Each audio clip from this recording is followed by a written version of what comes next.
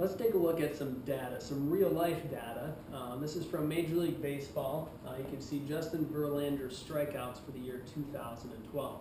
Along our x-axis, we have his starts. There's a total of 33 starts, and if we would count along this interval, we would see that there's 13 different spots along the way. On the y-axis, we have the number of strikeouts. For my interval is 2, count by 2 all the way up. From 2 strikeouts all the way to 14 strikeouts. And then each of the individual strikeout totals from each game are plotted there in blue as coordinates. We can take any of these coordinates and actually figure out what they specifically mean. For instance, this first coordinate is saying his first start, Justin Verlander struck out 7 batters. In his second start, he struck out 7 batters as well. We could do that for any one of these. We could go all the way back to the very end, say in his very last start, Justin Verlander struck out 8 people. All right? And we can get those individual values for all 33 things.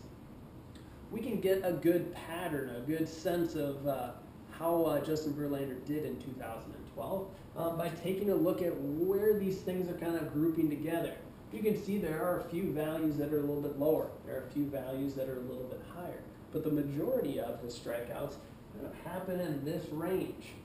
So what we could say, what we could analyze about this data is he probably struck out, I don't know, anywhere between 6 to 9 batters. That's what the Tigers could expect from him, somewhere between 6 and 9 batters being struck out every time that he pitched.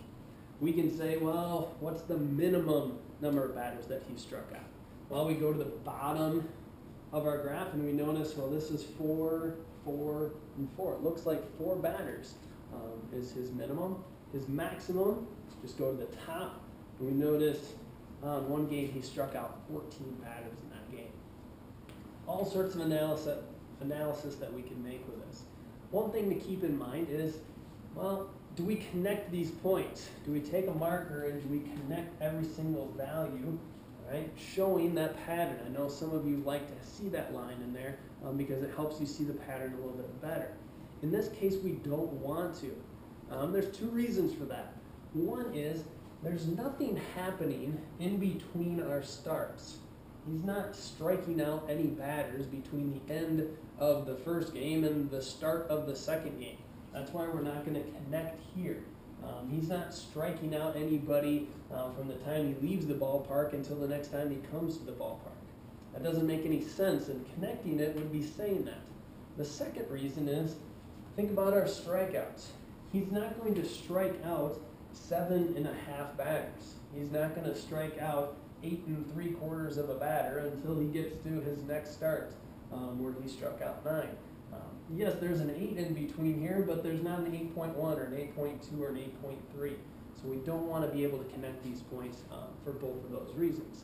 And yet, we can still see visually kind of some nice trends, some nice patterns from this data about Verlander's starts and the strikeouts that he had in those starts.